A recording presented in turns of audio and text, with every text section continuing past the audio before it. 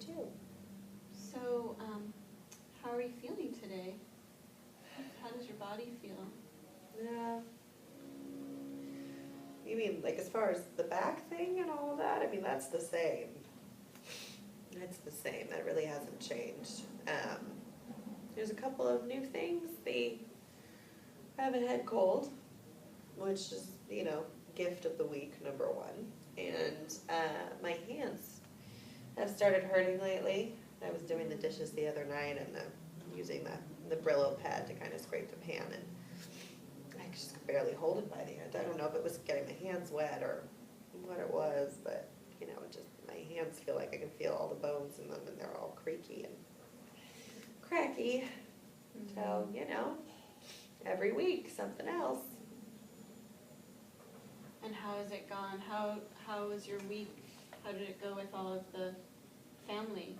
If you were doing the dishes, it sounds like were you not so successful with Teddy, getting him to do more around the house? Well, it's difficult with Teddy, it's when you've been married for 40 years, there's a rhythm to things, there's a way that things are done, and I think for him, it's difficult to change, and he thinks that, once as I get on medication or start taking pills, then everything will be fine and it'll be back to normal, but I don't want to take a whole bunch of medicine. That's not really how you want to interact with your body. It really isn't. So getting him to understand that can be challenging sometimes. Yeah. And how's it been going with Lillian and the little one? Lillian is, she's just as stressed out as I am. She's trying to find a house and a job, and she's living with her mother again at 36, and she doesn't have really any time to help. Lillian helps out Becca. I get mixed up all the time when you get older. Becca is helping out as much as she can. She'll clear the table after dinner, or she'll make sure she cleans up her toys, and she and I are very close, so that's nice to have, for sure. It's nice that you get to spend some time when she's so little. It is. It's really nice. I wish there'd been a longer break between when my dad went in and to the home and when Beck and Lillian moved in, but you haven't really had much time just for yourself, it sounds like. I haven't had time for myself my whole life. I mean, that's just not been really how it goes. So you do a lot of caretaking here. Sure, yeah. I mean, the only time that I really get alone time is, when I'm at night, my kind of like nightly ritual with my altar, and it's a little bit of alone time, but usually 5 minutes. So, were you able to go on that walk? Yes. This week? Yes, I was actually. Becca came with me, which was good because I couldn't bend down to pick up a stone if I wanted to. But she and I went on a walk. It was about 15 minutes, which is all I could really get away for. And we did. We found a stone. It's a beautiful gray, kind of smooth stone, and we just, Big is it? it's about the size of a golf ball, I'd say. It's about that big. And she carried it home for me, and we put it on my altar. It's good to teach her about, old ways and, the way the women in our family have functioned, because Lillian isn't really into any of all that, so it's good when I get to connect to her that way, but it was nice. You get to really embrace your role as an elder, pass on the wisdom of your spiritual practice. Yeah, it's very nice. So, what does the stone feel like in your hand? Yeah, it's smooth and cool, and it does feel calming. It does. It feels just sturdy. And it sounds like you got not only your own intention into it, but you got a little bit of Becca's energy on it too, so that must be kind of enlivening. Yes, gives me a smile, which is good. Some 8-year-old energy on there. Right. Sort of I wish I had some of that energy. Sort of the aging body. Yeah. were you able to, did it work to walk by your altar during the day and notice the stone and remember to hold it for a moment and? It did, when I was able, yes, it did, it did. Yes. I'm glad to hear it. Do you need a tissue? Yeah, I've got one. Okay. So, what I was thinking we could try today is, I know that when your body hurts, it kind of can take over all of the mental processes and emotional processes and just be really loud. And I thought that since there's a lot of pain that might have a lot of loudness that you might be experiencing, I'm guessing, that I thought maybe we could try listening to it today and see if we could come up with a different way for you to interact with it, since I don't think we aren't going to be able to do something to get rid of it. That's not what this space is for. Hopefully your doctors and the other healthcare providers you're seeing can help you move towards a more easeful situation in your body. But I thought we could just experiment with kind of finding, if you're willing to do this, I'll just start. Sure, yeah. I thought you could start with just seeing if you can find a position that would be comfortable for you. I know that when your back hurts, sitting upright is not always very comfortable. Do you mean like lying down on the? If you think that it could be lying down on the couch if that's more comfortable, it could be leaning a different way, it could be standing. Stand all day long. Here, we'll try this. Oof. Ugh. Oh. And just move around just so you can feel, if it's more comfortable to have your legs up or extended.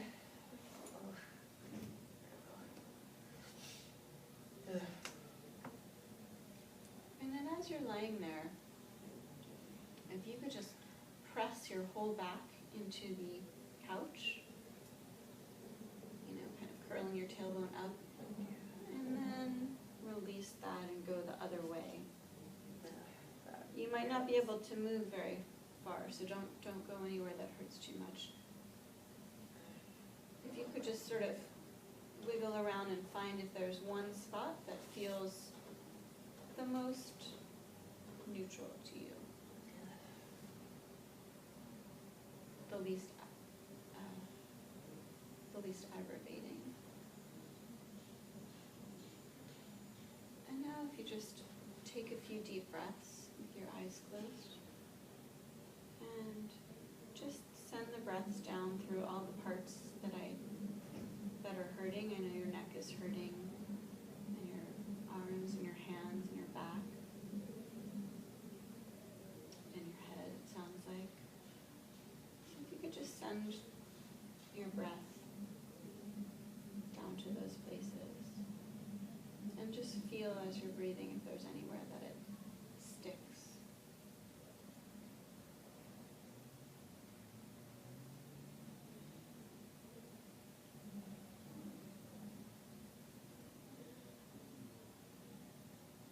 Anywhere that the pain might be the loudest.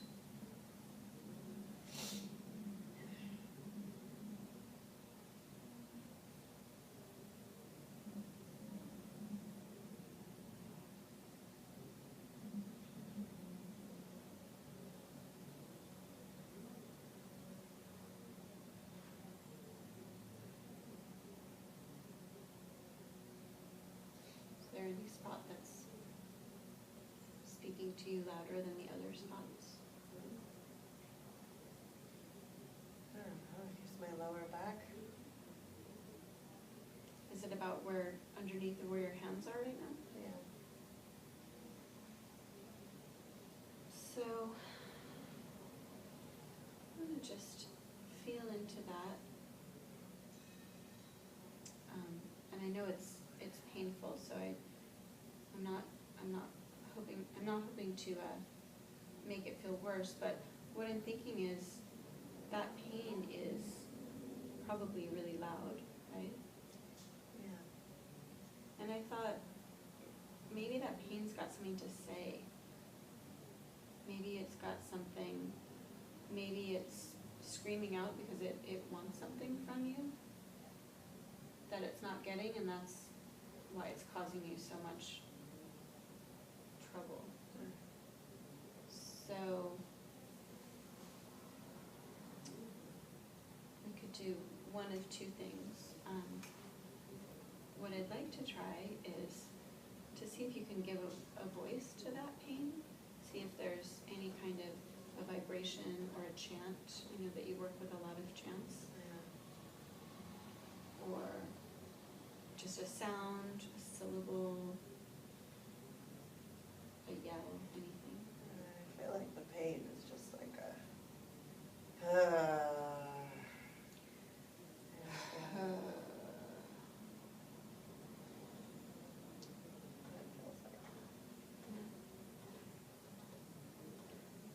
Why don't you try to speak that language of the pain for just, try that a couple times? Just speaking as that pain.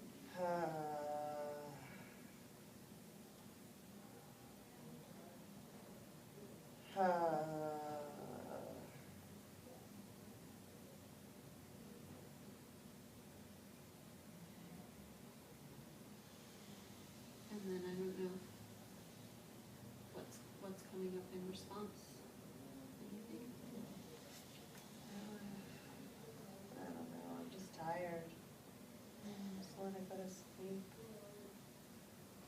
You told me last time about a chant that Becca was, a song that Becca was singing to your lower back pain when she was being very sweet with you, it sounded like. Yeah.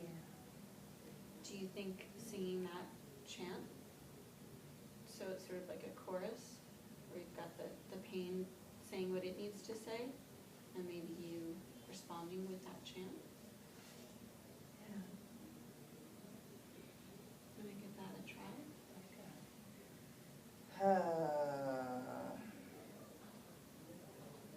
Pain, pain, go away. Like that? Well, what did that feel like for you? You know, remind me of Becca, which is nice. A little soothing.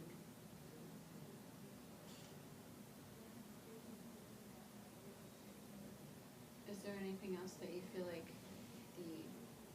that pain voice, that needs? I don't know what it needs. I wish I did. I just feel like it just wants to be painful. So it feels like there's not really anything you can Do. do.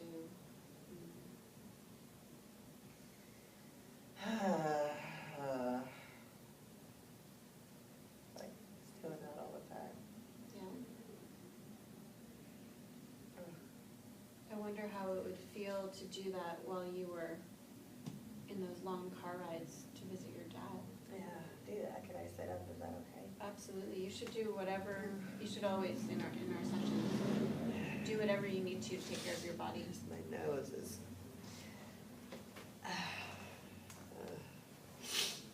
In the car rides, you said. Well, I know that when you The have, car rides are so long. yeah, Ugh. and they probably really hurt your back, don't they? It's not comfortable. Mm-hmm. That's for sure. It's hard, like you're gripping the steering wheel and you get all hunched over. It's tough. So what would it feel like if you let that pain give you its chant while you were in the car? Just like feeling the- driving in the car and then that kind of a thing. Yeah, I'm curious. Yeah, I don't know. I have to get in the car.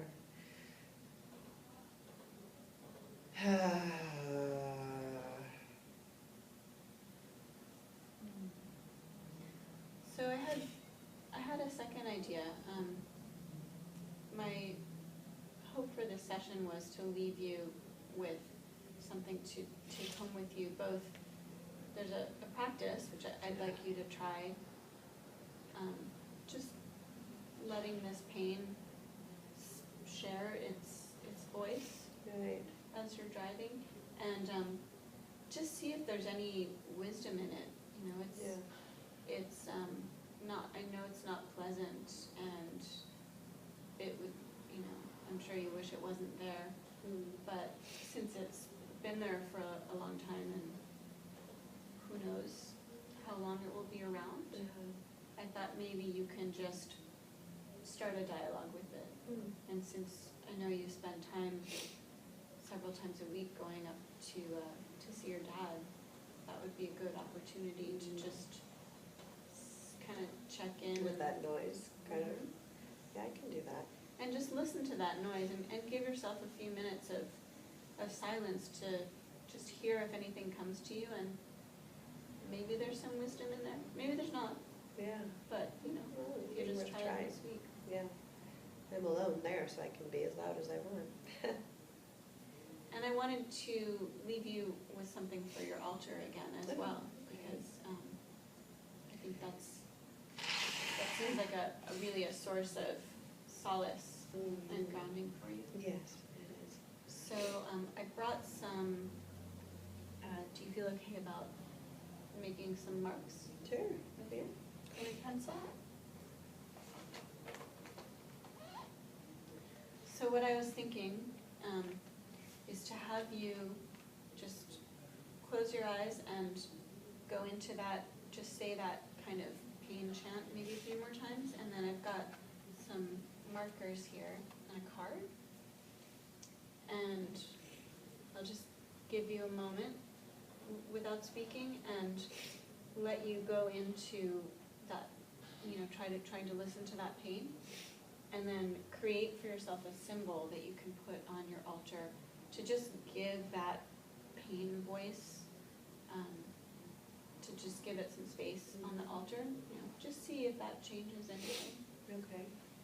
So you want me to make the pain sound a couple times? Yeah, and just listen to it, and from listening to it, create something, a symbol for yourself.